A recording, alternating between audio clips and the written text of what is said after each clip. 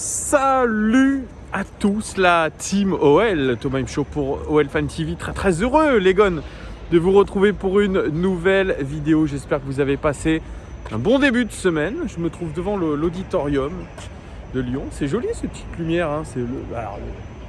Le panorama n'est pas extraordinaire. Alors pour ceux qui sont là depuis longtemps sur cette chaîne, vous m'avez vu beaucoup de fois vers l'auditorium faire des vidéos. Ça fait longtemps que je ne suis pas venu par là. Pour ceux qui me découvrent, déjà bienvenue à eux, bienvenue sur cette chaîne OL Fan TV. Très heureux d'ailleurs de vous voir.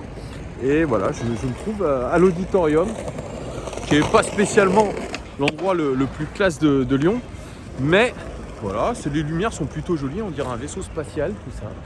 Bref, je me disperse les codes. Donc comme je vous disais, j'espère que vous avez passé un bon début de semaine. On est mardi et nous sommes à la veille du match contre le FC Nantes. D'ailleurs, à ce propos, avant toute chose, toujours le petit moment réclame. J'ai mis un concours sur Instagram. N'hésitez pas à aller voir OL Fan TV sur Instagram. Vous avez l'occasion de remporter d'ici à samedi, dimanche, je ne sais plus quel jour est le tirage au sort. Vous pouvez remporter le maillot entraînement de l'Olympique lyonnais. C'est assez intéressant. Voilà, plus une écharpe. Donc n'hésitez pas à aller sur mon Instagram. C'est très simple, vous commentez juste la publication, vous taguez 3 personnes, vous vous abonnez à mon Insta, vous vous abonnez à la chaîne YouTube et tirage au sort. Voilà, c'est peut-être sympa. C'est pour vous remercier de votre fidélité. Et puis demain, avec toute la team, on sera sur OL Live TV avec toute l'équipe pour débriefer le match, bien sûr, mais il y aura aussi un avant-match et un débrief mi-temps. Voilà, donc, match contre le FC Nantes, ça c'est une vidéo d'avant-match où je vais vous présenter le FC Nantes, je vais vous parler un petit peu de ce qui s'est dit en conférence de presse, parce que c'est intéressant aussi. C'est le dernier match avant la trêve. Et chose hyper cool, c'est qu'on n'a pas été aussi haut au classement depuis 10 ans. Et on a l'occasion, les gones, d'être champion d'automne. Et ça, pour le coup, c'est extraordinaire. Regardez, il y a un petit peu de bruit, mais c'est marrant. Regardez, ça monte. Il y a un petit peu de bruit parce que c'est le chantier de la Pardieu, mais je pense que vous allez quand même m'entendre. Oui, on n'a pas été aussi haut au classement depuis plus de 10 ans, voire 10 ans même, tout simplement. Donc c'est peut-être l'opportunité avec ce Paris Saint-Germain qui est en difficulté. Quoique voilà, il y a beaucoup de blessés au PSG, mais ils sont toujours pas loin. Hein. Donc Pierre Ménès était assez optimiste sur le fait que après qu'il y ait eu cette brève coupure, eh bien, le PSG va revenir en force. Mais nous, c'est importantissime de bien finir cette année, qui était compliquée, de bien la finir avec une victoire contre Nantes, parce qu'il faut maintenir la pression sur nos concurrents, que ce soit Lille, que ce soit même Marseille, que ce soit Monaco, que ce soit le PSG, il faut maintenir la pression et ça passe absolument, les gones, par une victoire face au FC Nantes. Il faut y croire, c'est une équipe en difficulté, Nantes. Nantes, je vais vous la présenter tout de suite, cette équipe de Nantes. FC Nantes est 15e de Ligue 1 quand même, 15e de Ligue 1, c'est pas terrible du tout. Ils ont viré leur entraîneur Christian Gourcuff, Kita veut vendre le club. C'est un bordel monstrueux, c'est Patrice Colo qui a repris. Patrice Colo, pour ceux qui s'en souviennent, c'était il y a 10 ans d'ailleurs, c'était avec Claude Puel. Il était l'adjoint de Claude Puel il y a 10 ans quand on a fait une demi-finale de Ligue des Champions face au Bayern Munich. Et là, il se retrouve entraîneur intérimaire, mais il dit que ça sera son dernier match avec le FC Nantes contre Lyon parce qu'il n'a pas envie d'être entraîneur principal et on peut le comprendre parce que la pression est énorme. Donc 15e de Ligue 1 avec 15 points. Nantes, il devrait, selon les expected points, être 16e avec 19 points. Vous voyez, il devrait être une place en dessous, mais avec plus de points. Donc vous voyez, c'est à peu près cohérent par rapport à ce qu'il montre sur le terrain. Au niveau des buts inscrits, 18 buts marqués par cette équipe du FC Nantes. Ils auraient dû en marquer 21 selon les expected goals. Ils sont plutôt cohérents par rapport à la qualité de leurs occasions, les Nantais. Au niveau des buts encaissés, alors là, ça se gâte vraiment. 27 buts encaissés, c'est la 4e plus mauvaise défense du championnat. Pas bon du tout. Au niveau des expected goals encaissés, qu'ils auraient dû encaisser, 26. Donc, vous voyez, là, ils sont cohérents par rapport à leur défense. C'est la 4e plus mauvaise défense en termes de expected Goals, leur meilleur buteur qui sera absent contre nous, donc ça c'est hyper positif. Ludovic Blas, 5 buts, il aurait dû en marquer 4, c'est un joueur hyper efficace, 5 buts c'est quand même pas mal. Et puis le deuxième meilleur buteur c'est Simon Moses, 2 buts, mais lui il aurait dû en mettre 4, c'est celui qui a le plus grand expected goals de l'équipe, donc c'est plutôt pas mal. Leur meilleur passeur c'est Apia, 2 passes décisives, il aurait dû en faire qu'une. Voilà, les statistiques ne sont pas énormissimes pour leurs joueurs. Et au niveau de leur dernier match, ils ont fait un partout contre Angers, un système utilisé par Colo qui est un 4-1-4-1. Pour le match, il n'y aura ni de Fabio, c'est le frère de Raphaël, l'ancien lyonnais, si vous vous rappelez bien, et ni de Ludovic Blas, mais il n'y aura pas que lui qui sera sur le carreau. Puisque qui sont non, c'est Fabio et Blas qui sont suspendus. Alors ils sont même pas blessés, ils sont suspendus. Il y a le retour par contre de Anthony Limbombe et Jean-Kévin Augustin, le regretté Jean-Kévin Augustin qui parcourt ses clubs à une vitesse grand V. Bref, c'est pas une carrière extrêmement facile pour lui. Alors je reviens sur la conférence de presse de Patrice Colo avant de revenir sur celle de Denayer et de Rudy Garcia, parce qu'il y a des choses. Non, il n'y a pas des choses intéressantes, mais il y a une grosse info, mais vous avez peut-être dû la voir. Alors il dit ça sera un match difficile, mais on va bien se préparer en essayant d'être costaud défensivement et faisant un minimum d'erreurs. Wow, tiens, super. Sans ça, face à cette équipe-là, on risque d'être en difficulté. Il faudra que les joueurs soient proches les uns des autres, que les lignes soient resserrées et compactes, tout en ayant la possibilité de sortir de leur pressing. Ils ont une vraie faculté à presser dès qu'ils sont dans le camp adverse. Mais si on s'en sort, on aura peut-être la possibilité de s'ouvrir des espaces et de jouer les contres. Voilà, au moins c'est dit. Donc ils vont jouer en bloc bas et jouer les contres. Voilà, comme la plupart d'ailleurs des équipes qui sont en difficulté, à rares exceptions. Voilà, il dit pour préparer ce match, on n'a pas besoin de beaucoup motiver les garçons. Après, à nous d'être présents, solidaires, c'est très important de bien défendre et d'utiliser le ballon à bon escient. C'est marrant, toutes les conférences de presse de tous nos adversaires, dits petits entre guillemets, sont exactement la même chose. C'est incroyable. Donc oui, il revient aussi sur le fait que Patrice Colo, il était à l'Olympique Lyonnais. Il dit j'en garde un très bon souvenir, j'ai connu des saisons pleines et très enrichissantes. Voilà ce qu'il a pu dire. Ensuite, qu'est-ce qu'il nous a dit notre ami Patrice Colo? Ah oui, donc il parle de l'équipe avec Christian Gourcuff. Il dit il y avait plutôt une équipe type quand Christian Gourcuff était là. Maintenant, j'ai essayé d'utiliser, de concerner tout le monde. Voilà, ça c'est son choix pour essayer de redresser la barre, mais ça va aller plutôt rapidement parce que je vous l'ai dit, ça sera son dernier match contre nous. En termes de système tactique, il dit j'ai essayé de mettre cette sentinelle devant la défense parce que mon premier constat, c'était qu'on prenait beaucoup de buts, effectivement. Il fallait rassurer la défense. J'entends aussi du joueur placé en sentinelle qui puisse aider l'équipe à ressortir les ballons plus proprement.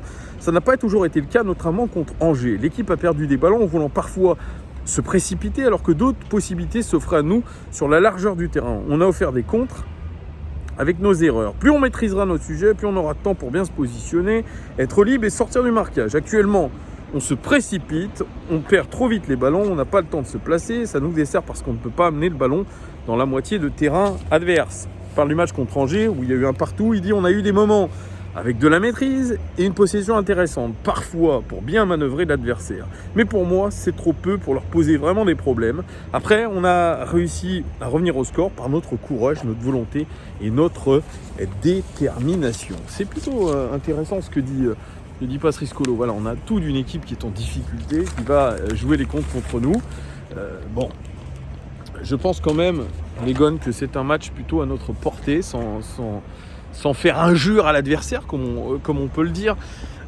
L'Olympique Lyonnais qui a eu cette conférence de presse cet après-midi avec Denayer. Bon, Denayer, j'avais l'impression qu'il dormait pendant sa conférence de presse, voilà, en disant que écoutez, il était très content de jouer avec Marcelo, que c'était un très bon défenseur, ça faisait 3 ans qu'ils jouent ensemble, et puis que lui, il était plutôt un défenseur propre. C'est vrai, il a pris 2 cartons jaunes depuis qu'il est chez nous. Voilà, parce qu'il essaye de se rendre les choses plus simples, etc. Blablabla. Voilà. Pas fait avancer trop le schmilblick, il a fallu attendre Rudy Garcia pour arriver. Et là, il nous a fait le point blessé, suspendu Thiago Mendes, évidemment. Et ça, c'est une nouvelle assez intéressante. Ça devait être la RMC bombe, puisque Rudy Garcia a été interviewé et son interview passera sur RMC dans Top of the Foot à partir de 18h. Je doute qu'ils disent des choses très intéressantes, mais la bombe devait sortir par RMC, devait être sortie par RMC. Eh bien non, apparemment on leur a coupé l'herbe sous le pied Et Rudy Garcia l'a annoncé, Moussa Dembélé s'est fracturé le bras à l'entraînement et nécessitera une intervention chirurgicale. Bon, moi de prime abord je me suis dit tiens, en enlevant je veux pas vraiment pareil faire le rigolard avec une blessure toute blessure est certes importante et handicapante, c'est sûr, mais c'est une non-information. Ça aurait été, vous m'auriez dit Memphis Depay, Aouar, etc. Là, ça aurait pu être problématique. Là, on parle d'un joueur qui ne joue pas régulièrement depuis le début de la saison, qui est en grande difficulté dans le jeu, qui n'a pas forcément la confiance, et le sort s'acharne contre lui. Il a une blessure au bras qui probablement l'empêchera de partir au mercato, puisque je ne vois pas un club de première ligue venir le recruter avec un bras cassé, sans jeu de mots. Donc Moussa Dembélé, sauf énorme cataclysme, va rester chez nous. Alors selon la durée de son indisponibilité, probablement que l'OL se bougera sur le marché des transferts. Alors certains disent, mais ça veut dire que Memphis va rester. Non, ça ne veut pas dire que Memphis va rester. Je pense que ce n'est pas du tout lié à la blessure de Moussa, son avenir. Mais en tout cas, je pense que Rudy Garcia va demander pour la profondeur de banc bien un autre attaquant. À voir le profil qu'il devrait y avoir. Mais quand vous pensez à une blessure au bras, vous en avez franchement probablement pour quasiment, avec si on met la chirurgie, la rééducation, tout ça, on peut parler de 2 mois d'arrêt. Quasiment 2 mois d'arrêt. Parce qu'il ne faut pas aggraver la blessure ensuite. Je crois qu'il y a certains joueurs qui ont joué avec des bras cassés, c'est possible.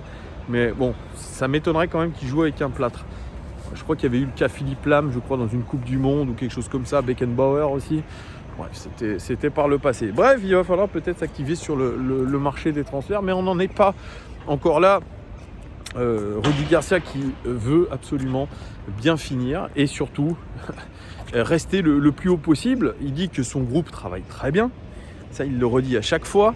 Il est plutôt confiant. Il a parlé de Paqueta en disant qu'effectivement, il fallait déjà remercier Juninho parce que c'est grâce à Juni qu'il est là. Et lui, il s'était renseigné en Italie. Et il avait eu plutôt de bons retours. Et que, effectivement, c'était un petit peu en ce moment la masterclass. Par contre, il voit un point d'amélioration. C'est qu'il ne prend pas assez sa chance de loin. Il a une belle frappe de balle. Il doit être plus décisif dans les statistiques.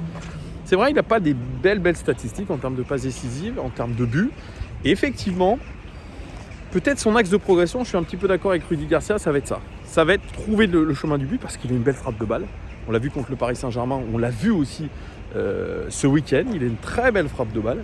Il doit être capable peut-être de marquer des buts. Ça va être peut-être aussi l'axe d'amélioration de notre milieu de terrain à 3, même si Oussem Aouar marque parce qu'il se projette beaucoup plus haut. On a vu sur la position moyenne des joueurs qu'il était à la même hauteur que Karl Toko Ekambi, mais ça va être peut-être l'axe d'amélioration et peut-être la clé pour l'Olympique Lyonnais pour rester au sommet, pour pouvoir gagner peut-être cette Ligue 1, que nos milieux de terrain sachent se projeter et marquer des buts. Si on commence à avoir notre KTM qui fonctionne à fond les ballons, on n'espère pas de blessure, ça c'est clair, et si on a un milieu de terrain capable de donner des passes décisives, capable surtout de marquer, ça va être très difficile de venir nous chercher, surtout si on garde cette assise défensive qui est très bonne. De toute façon, en termes d'expected points, on devrait être premier de la Ligue 1. Ça prouve que ce potentiel, il est là à l'OL et que nous sommes sur une extrêmement bonne dynamique. Nous n'avons pas perdu depuis 13 matchs. C'est une série absolument incroyable qui date de plus de 10 ans, ça carrément. Donc forcément, on va passer un stade et je suis d'accord avec Rudy Garcia. On n'a pas parlé beaucoup du match contre Nantes, comme je vous ai dit, un petit quart d'heure de conférence de presse où à chaque fois on n'en prend pas grand-chose. Ce sera probablement l'équipe type demain qui va jouer. Cette équipe qui a été très bonne ce week-end. Voilà, on va pas se mentir, c'est une équipe qui a été très bonne contre Nice ce week-end et qui devrait être renouvelée. Un classique 4-3-3, Lopez dans les cages, Marcelo Denayer en défense centrale. À droite, on a Léo Dubois, à gauche Maxwell Cornet, milieu de terrain à la 3, avec Guimaraes qui a été plutôt bon. Voilà. Et ça a été aussi salué par Rudy Garcia, le fait que Paqueta ait retrouvé l'équipe du Brésil avec Lyon et que Guimaraes ait connu sa première sélection avec Lyon. Donc c'est plutôt extrêmement positif. Oussem Aouar aussi devrait débuter. Puis l'attaque KTM, voilà, elle sera maintenue. Bon, on a appris aussi que Gianluca était reparti au Brésil. Bon, ça aussi, je comprends pas l'histoire. Le mec, il veut se faire prêter. Enfin, je veux bien croire qu'on le sous-utilise, on ne l'ait pas utilisé comme il faut, mais enfin, sa communication, elle est juste pas bonne. Il arrive au Brésil, il se met déjà torse-poil, tu le vois limite à la plage, en mode samba, genre je suis super content, je suis de retour au Brésil, je vais rien branler. Moi, ça me fatigue aussi cette communication des joueurs qui est médiocre. Je pense qu'on ne sait pas tout sur Gianluca, je ne suis pas sûr que ça soit un exemple, un modèle Gianluca de sérieux. Hein. Voilà, bon, je pense que c'est un joueur qui a vite lâché. Bon, voilà, c'est comme je le ressens, c'est pas une info, mais je le ressens un petit peu comme ça. La communication du genre, ah bah voilà, en gros je suis sous contrat à Lyon, j'ai envie d'être prêté, je suis pas utilisé, bon on m'a autorisé à partir au Brésil. Eh ben nickel, je suis avec les copains, machin, etc. Bon. Ouais, bon. Voilà, apparemment on a accepté aussi que Camilo retourne au Brésil et puis que Cenk Oskajar, le jeune défenseur turc, retourne en Turquie. Bon bref, circuler, il n'y a rien à voir. Bon les gars, on compte pas trop sur vous, donc vous pouvez aller en vacances plutôt que tout le monde.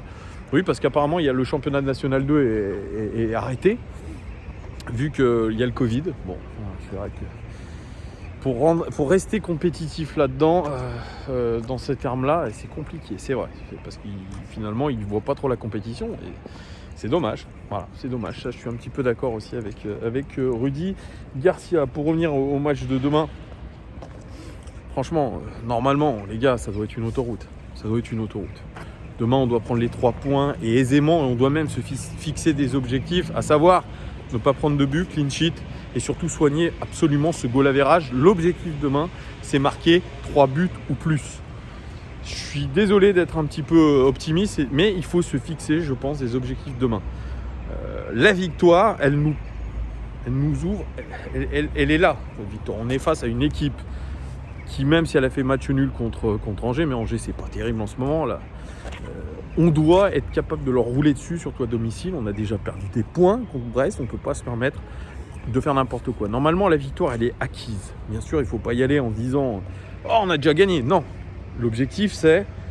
Moi, je serais Rudy Garcia, je leur dirais « On reste collectif et solidaire quand on fait. On est face à des blocs bas, mais on a cette expérience aujourd'hui des blocs bas. On sait comment les manier. On sait qu'il faut peut-être varier, centrer de temps en temps, mettre de la présence dans la surface de réparation, faire tourner le ballon, essayer de frapper de loin, essayer de jouer verticalement dans la zone 14, même si l'axe est bouché. Il y a plein de choses aujourd'hui pour contourner un bloc bas. On sait le faire, on a des attaquants qui ont repris la confiance et c'est l'objectif peut-être de soigner son goal average, marquer le plus de buts possible pour nos Lyonnais, se rassurer et aussi mettre la pression et soigner ce goal average contre des équipes faibles. Cette équipe de Nantes, elle a un entraîneur qui sait qu'il a annoncé qu'en gros, voilà, il ne va pas rester. Kita, il veut vendre le club. Bref, c'est un peu le flou artistique. Je ne vois absolument pas cette équipe de Nantes redresser la tête contre nous. Absolument pas.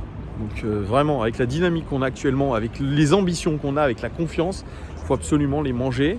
Donc plus de 3 buts, je demande plus de 3 buts, une clean sheet, soigner ce goal average, c'est absolument indispensable.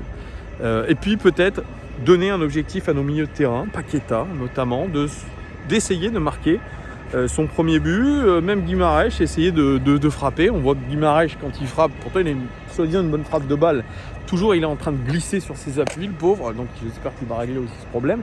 Mais voilà, demain, on doit être capable de finir en beauté, passer les fêtes de Noël tranquillement. L'OL reprendra l'entraînement le 1er janvier. Moi, ce que je trouve un petit peu dommage, c'est que je pense que si on est sur une grosse dynamique, cette trêve va nous couper les pattes. C'est un petit peu dommage parce que je pense que les joueurs auraient pu enchaîner. Profiter aussi du fait que voilà, on est plus d'énergie. On joue qu'une fois par semaine pour tout donner. Nantes aussi joue une fois par semaine, mais voilà. J'ai en tête cette interview de Timo Werner qui a été absolument pas fantomatique, mais en tout cas il avait été Monsieur Croquette quand il avait joué contre nous, notamment quand il est à Leipzig au match aller où il avait raté en face à face. Lui c'est le roi des croquettes. C'est un bon joueur, c'est un joueur qui prend bien l'espace, c'est un joueur qui est bon, mais il a un taux de croquettes devant le but assez impressionnant. Et à Chelsea, ça fait 10 matchs qu'il n'a pas marqué. Et il dit, bah ouais, c'est vrai, je suis en méforme en ce moment. C'est vrai, mais j'avais pas imaginé la première ligue aussi difficile, notamment dans les duels. On est face à des équipes qui ne jouent pas comme nous tous les 3 jours en Ligue des Champions et qui arrivent, qui ont une semaine d'entraînement et qui arrivent et qui nous mettent la pression. Bah oui, l'OL doit être capable de faire la même chose, c'est-à-dire mettre la pression tout de suite, mettre les gaz. On ne peut pas se dire cette saison, les gars, on voit des joueurs fatigués. Non, on ne peut pas. On a une profondeur de banc, on a tout pour faire les choses d'une manière bonne. Donc, cette excuse de dire nos joueurs sont fatigués, etc., je ne veux pas l'entendre.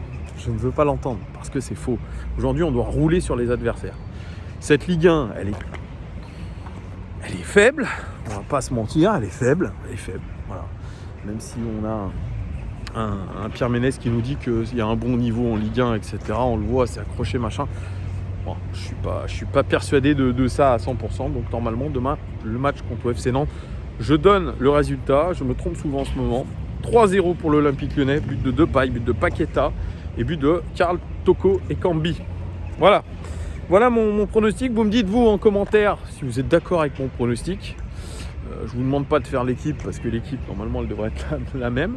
Mais voilà, n'hésitez pas à commenter, les gars. Et puis, on se retrouve dès demain, OL Live TV, à 20h.